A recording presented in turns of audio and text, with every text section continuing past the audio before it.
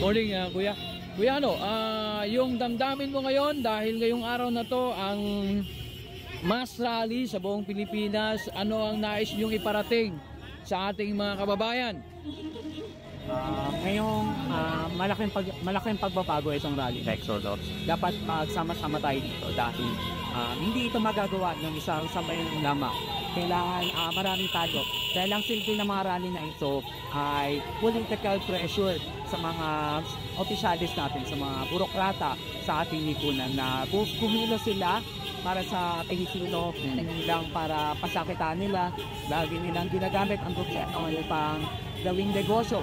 Yan ang mga burokrata kapitalista na dapat ay pagtulong-tulungan natin na pabagsakin upang sa gayon ay yung gobyerno natin ay maging para sa mga mamamayan na lamang at hindi para kayo. Okay, thank you.